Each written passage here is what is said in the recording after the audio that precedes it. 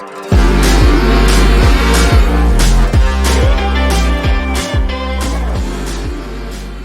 back to the She Does This podcast. I'm Jordy Lucas. I hope you've had an amazing week. Let's get straight into this episode because it's a good one. This week's guest is Stacey June, who you may remember from the ThinkerGirls. She's now a life coach and she's recently released her book, Pringle, which is all about embracing life by yourself when you're single, which is something that I certainly did not do. I've read Stacey's book the last week and it's just made me disappointed that I wished away my single years. I put so much emphasis on finding the one, and I don't know why. I certainly fell into the trap of thinking that being alone was a bad thing, and it's not.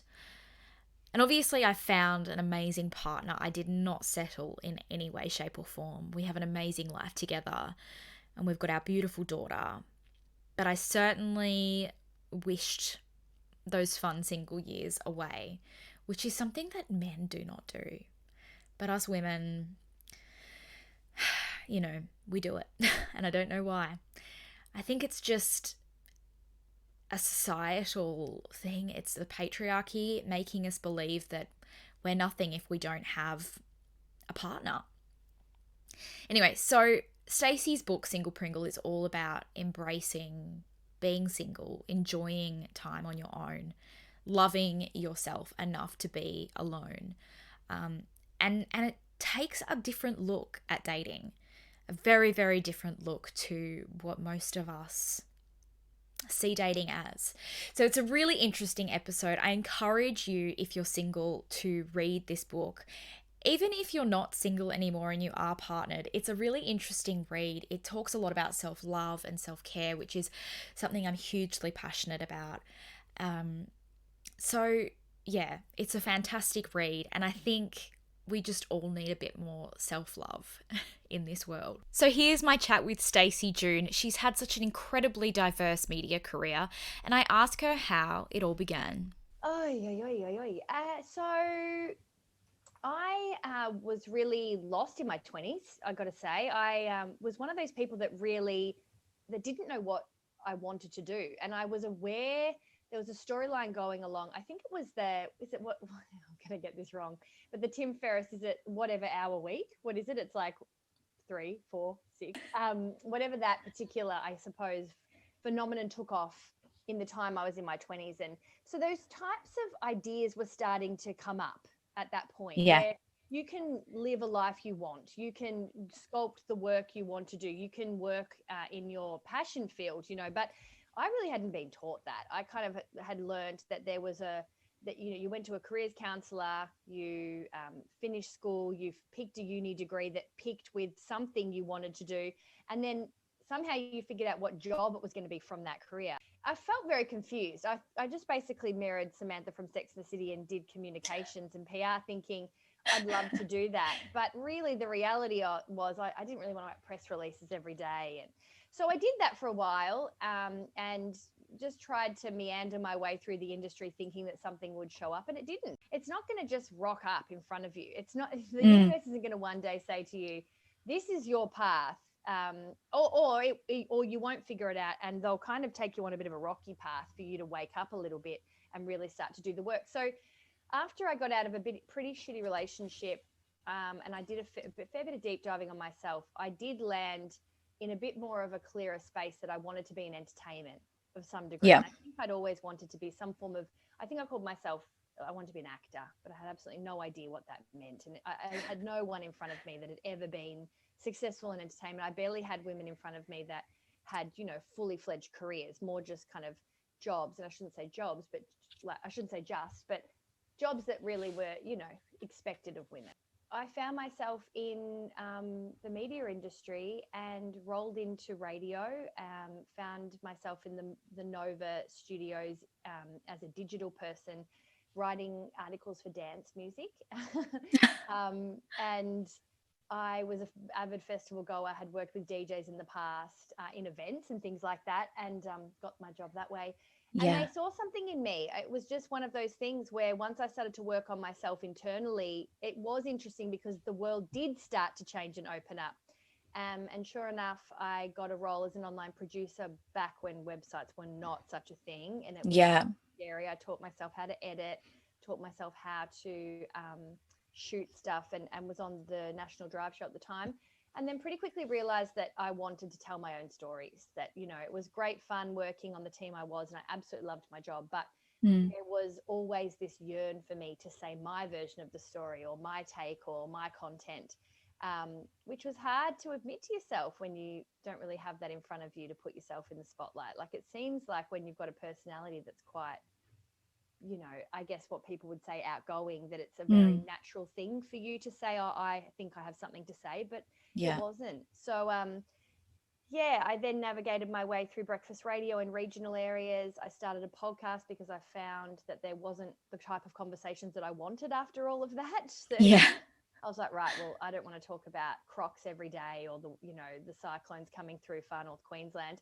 I need to find a forum and an avenue for me to talk about the topics I find important. And a lot of that was women's stories that were untold. So Yep. Think a Girl, the podcast was created. It, blew up into a brand called the ThinkerGirls. Yeah. It became a very, I guess, a hand-holding experience through your 20s and early 30s of how to navigate life. And certainly we were doing it alongside everybody and getting experts and people. And then sure enough, I started to study to be one of those experts. I started to do coaching and looked into different development opportunities and ways that I could take my audience with me on a learning curve a bit more professionally and a little bit more considered. So that's how I landed into more of the coaching space. You're so widely recognized from Thinker Girls. How did you form that relationship? And then when you dismantled that, was it scary going out on your own as your own entity? Yeah, yeah, very much so. It's kind of like the same principles in Single Pringle of going out of the book, out of a relationship and finding Mm. ways to feel comfortable in your solo self. It was exactly the same in my career.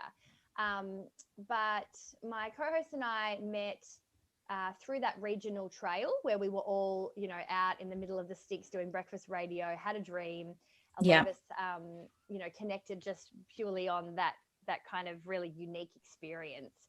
But I was quite strategic about it. Think a Girl had always been a brand or a name that I had used long before I had met the girls on the original podcast. It was, Yeah, I right. called it a production company, and it was a blog, and it was a place for me to just start to really, I suppose, dump my ideas. So I would write stories about tanning, I would write stories about marriage equality, and I was doing all of that under this thinkergirl.com blog. It Mm. was so basic, but just as a way for me to start practicing. Before I left Nova, actually, I was doing that. Yeah, wow. So then when I approached the girls and said, maybe we should try doing a podcast, and I already had a Facebook page and already had all of that stuff set up. So we just kind of put that name to it. It really was kind of that simple. Yeah. And then, the two of us developed quite a real beautiful, creative singing relationship. Like, there was just something very easy creatively with Christy, and it was very evident. We were both very determined, had the same work ethic. And that's how our friendship developed through that working relationship, that creative relationship. It did seem like on camera that we'd known each other since high school, or we'd been friends since we were kids.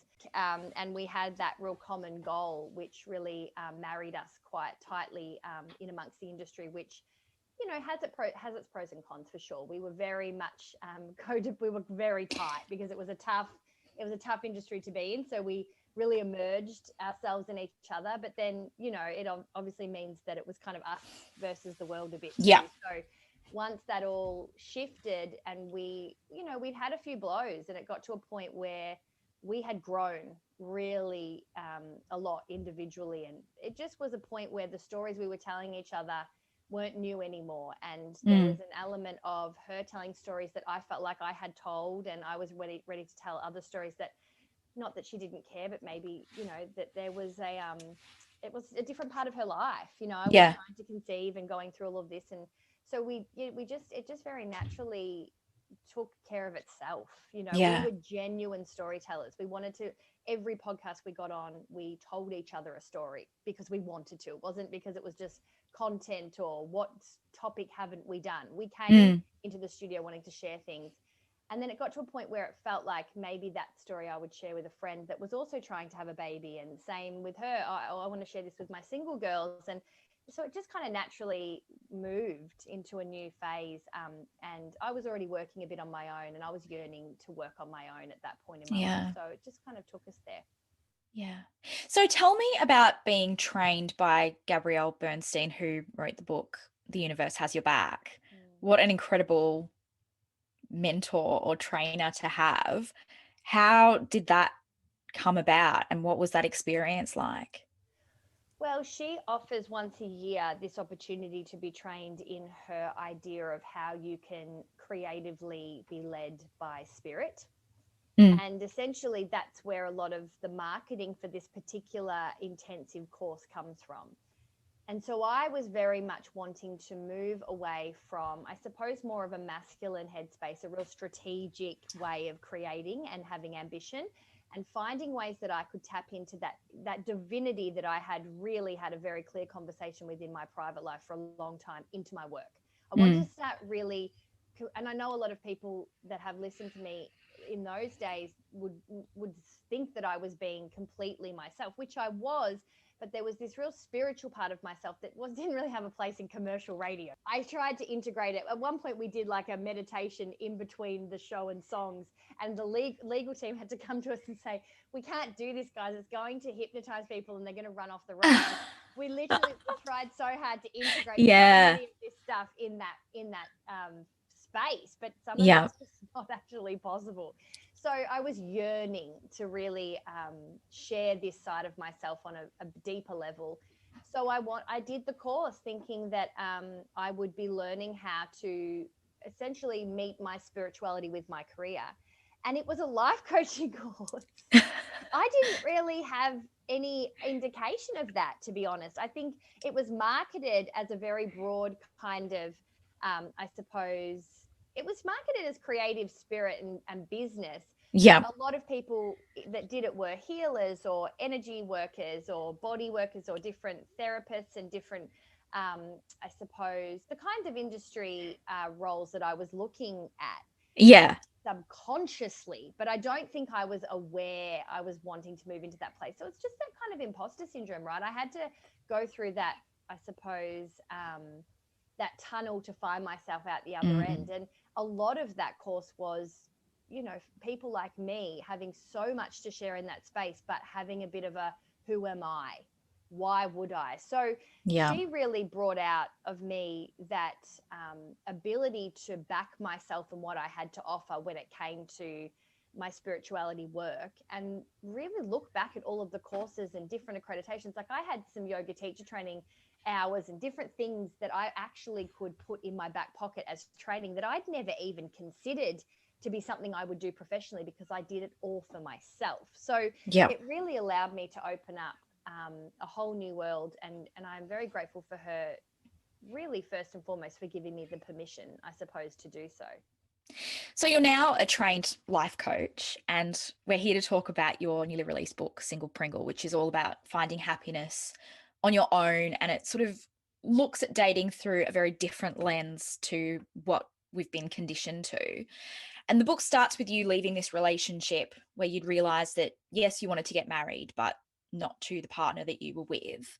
Was that a sudden revelation, or was that something that you knew the whole time but suppressed because you felt like you needed to be in a relationship to be happy? I think I knew that it wasn't working, but what I understood a relationship to be was that it didn't have to necessarily work. Does that make sense? So it wasn't feeling great, but from Yeah. my examples and from what I'd seen before me, relationships didn't look that fun.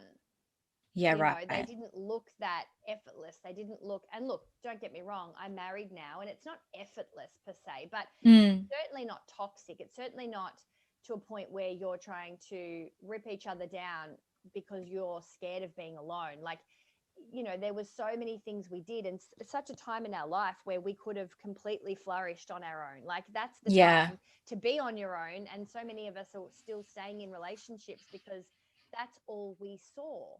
We didn't Mm. see powerful single people.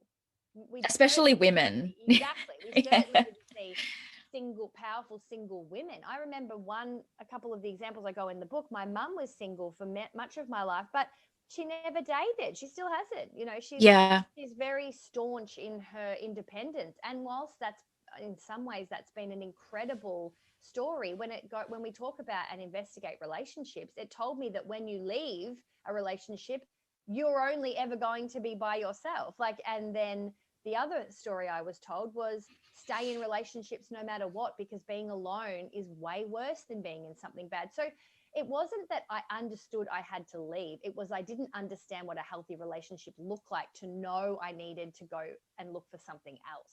Does that Yeah. make sense? So Yeah. it's never that simple. I think when you're stuck in this stuff, it's never simple. I think it's the same with more intense domestic violence. And people are like, why don't they leave? Why didn't they tell anyone? Because Mm. that's not how it works. Yeah. People are conditioned to understand that they may deserve that, or that they don't know how to be anything else. And that Mm. often, even sometimes, the really dark stories can feel safer for people. Yeah. It's not simple. So I think as I started to do some more work on myself, I really invested in yoga and started to kind of journal and find a voice in myself. I guess I get some confidence in the unknown a little bit more. Mm. I trusted a message that I couldn't see in front of me. If I was talking to angels or meditating, and things would start to kind of feel good in things I couldn't see in front of me, I suppose then that led me to believe that maybe, just maybe, I could take a leap and it would work out, even if I can't see how. So Yeah. it wasn't that I necessarily knew I had to leave even in that moment. I just knew I wanted to get married, and I knew I didn't want this to be my marriage. And you open up about this fear that you felt around being single because I think as women, we are conditioned to believe that being single or on your own is the worst thing that can happen to you. How did you develop a better relationship with being single? Well, firstly, I had to be single for me. I think a Mm. lot of people, I have a best friend who met her husband in high school, basically, and she's created some real great independence for herself, moved away for work, they've done all kinds of things, and she found it that way. I couldn't. I Yeah. needed to be actually on my own physically, to really put myself through it, and Mm. feel it and ask myself, why is this so uncomfortable? Why does this hurt so much? Why am I so scared of this? What the F am I avoiding? And what was it? Myself. Yeah. I didn't like myself. I wasn't, the confidence on the outside wasn't true self-worth. I had to build that. I had to build that from scratch. And I had to build it in a way that wasn't necessarily about building external blocks to be confident. And I still continue to distract even when I realized that. I would distract with work and building my Yeah. career. I would build different other things. I was so busy building everything else, even when I was single. And then things would happen and I would go, oh, that's right. This is the road you need to be building. Mm. And to some degree, still am. It's still a process. I went through and really kind of blew up all of my ideas of what I wanted to be and what I wanted to do. So when I actually had that breakup, I decided I didn't want to get married in the end. I became so annoyed that I'd been in a relationship for so long because of what I'd been taught, that I was Mm. pissed at my lessons. It let me down. The things that I had learned and the environments I'd been subjected to, and the society and Yeah. the things that we're told piss me off. That's where the angry feminist comes out, because I was like, you've told me a story that does not serve me. This does not Mm. help me be my best self. So I was really not into any of it. Anything that was built by the patriarch or anything that was the norm, I wanted to blow up. And then I Yeah. met my husband, and he was like, I'm kind of into the idea of marriage. And I'm like, well, I mean, I'd marry you. And so that, that's how I got there. But in Yeah. that time, it was a lot of investigation, a lot of curiosity around what I'd been taught, why I'd been taught it, and why I felt like this. Because let's face it, it's not it's not a great thing that we struggle so much in our own No. life. And I'm not saying that that means you need to be by yourself for a year and travel and never, the connection and like being as a part of a partnership or a community is so important for humans. But Mm. if we have that, and then when we go home and we're still unfulfilled, there's a real lack of something we've been taught. And so I got really busy investigating that across 6 years, and found that a lot of it was from my own self-worth of just avoiding Mm. the things I didn't feel good about myself, really. You talk about dating for yourself and dating to get to know yourself in your book, and it was making me think about the time when I was single. I'm engaged now and we have a daughter, but I just wished my single days away, and there was a sense of disappointment after every date that didn't work out or every relationship that didn't work out.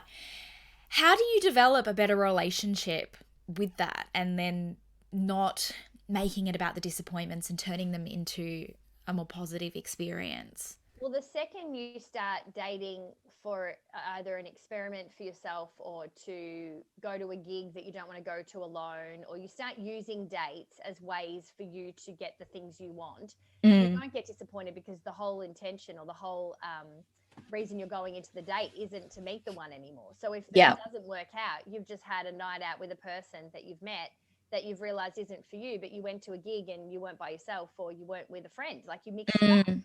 And then potentially you're at that gig and you're looking around, you might brush shoulders with someone that's cute. Doesn't It's not illegal. It just opens you up to so many other possibilities. It also takes you out of that real wifey club and that real pack mentality of single girls rallying together and going out on this hunt. It's the same with dudes. It's great fun occasionally, don't get me wrong, but it does give you one version of a night. Like Yeah. someone's going home super drunk, other people are comparing themselves. It just never, it doesn't lead you to the person most of the time, in my experience. And anybody that I know that has met someone on the dance floor hasn't been in this, on a hen's night. Like Yeah. there No. might be a few out there, but my point is, once you go into it differently, you're not looking at the same result. You're not looking for the same result. So the disappointment just goes. And so it is, it's really, this word exploit is kind of this scary word, but you Mm. can exploit different parts of your life to work for you. And it doesn't also mean that you are not interested in still meeting someone. I think that's the Yeah. thing. Dating to discover yourself doesn't mean that all of a sudden you've decided you're not dating ever to meet someone. Yeah. It means that if you go on this, you want to see this movie, you ask this person because you want to take a guy and have a bit of flirty attention instead of cuddling with your mum. Then you take him, right? And you go, and then it works. So then next date, you're like, oh, this could be something. And it Mm. develops. But that first few dates, you just take that edge off, that pressure off. And what Yeah. actually may happen is that you may, not only do I hope from this experience and from changing it up a bit, that you take off that disappointment after every date, but also it may open up elements of people that you may not have allowed to open up because you're a bit more relaxed, and Yeah. you look at things differently. You look at this guy as a friend, and that person may be a little bit more relaxed because you are. And you never know. Then maybe there was something there that you didn't see before with your bloody checklist and your intensity. Yeah. You know what I mean? And that's not saying you, but I was a bit like that at times. Yeah. And alcohol would be the only thing that you'd lean to kind of relax yourself. That's not healthy either. So it's like, why not Mm. try something else? You've got nothing to lose. It's so interesting that you say checklist, because a few years before I met my fiance, I was dating this guy, and on paper he would tick every box and everything was great, and it was like he was, my type, but it just wasn't there. I wasn't feeling it, and neither was he probably. And it's this thing of, do I like him or do I like the idea of him? And I think that's so important. And I'm sure that this is something that you explore in your book and your coaching. Well, this is the very beginning of my coaching. So after I did Gabby Bernstein's course, I created my own online course, which was the Single Purpose Mm. Values Workshop, all around this. I want you to have a list. Yeah. I just don't want you to have a types list. Yeah. So it is, the type is a surface kind of level, very masculine driven kind of mind focused approach, right? Mm. And sure, when we want to follow a recipe, when we want to maybe get to the right direction via a map, when we want to do a to-do list with work, brilliant. These parts of ourselves are incredibly helpful and effective. When we're looking for a lover, we're looking for a romantic connection, Mm. we have to feel. And Yeah. types don't make you feel. Think about your types. If you're listening now and you've got a type in your head, and when I say types, it generally are words like tall, has this Mm. certain job, potentially lives here, you know, and it's fine to be specific, but they have to mean something behind them. So, say, for example, we take it from a type to has to live here to, uh, is invested in community. Now we've Yeah, changed right. that to a value because I feel that guy, right? I Yeah. don't feel that if he lived in Tamarama and he was loaded, I'm getting that vibe from that Yeah. type. Whereas if I say, I love the idea that he surfs with a group of people and he has a beautiful group of friends that all live in the same area, now we're Mm. feeling there's a difference. Yeah. And so it's not necessarily that some of the types can't transfer, but a lot of them can't. A lot of them are, looks, Mm. stature, stuff that doesn't effing matter when it comes to you staying up all night like last night because your kid is teething and Yeah. one of you needs to sleep on the floor as you're also checking the bed to see if they're vomited because you're not sure what's wrong. You need to come from a feeling place for that to be doable, right? Yeah. Because if he's really good looking and he's got a bit of money, it's not necessarily going to be a given that he's going to sleep on the floor. You need to Yeah. think about the kind of life you want and the kind of people you're attracting. So get really specific, and I mean specific, and it's picky is the same thing. I just changed the word from picky to specific. It's the same bloody meaning. Mm. It's absolutely allowed here. You are picky and specific with the restaurant you go to and the dress you wear to a wedding. You should be with your partner too, but Absolutely. come from a feeling perspective. So if you're looking at your list and there's a word on there that doesn't make you feel, then you're in your head. It's a type, not a value, and you need to go again. Mm. So tell us how you met your husband and how your perspective changed. You said before that you decided you didn't want to get married, you didn't want any of that. How did it change after you met him? Yeah, it wasn't butterflies per se. Like it wasn't, but it did. We fell into lust really heavily, Yeah. and we fell in love very fast.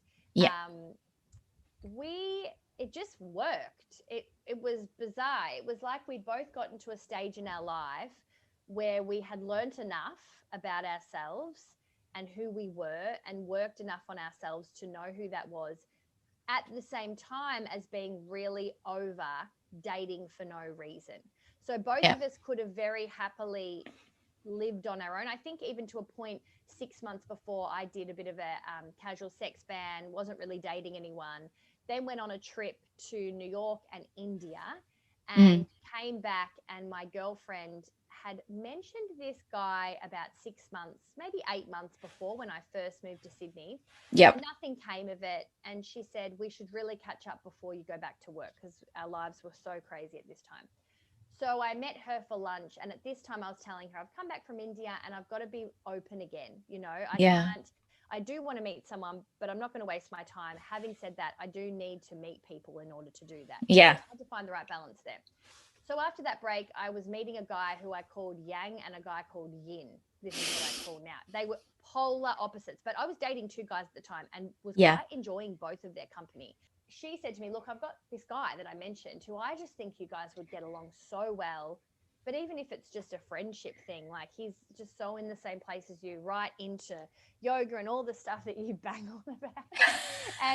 And she's like, and I said, you know what I said to her? I said, get him to email me because I knew would want to keep the emails. I don't know why. Wow.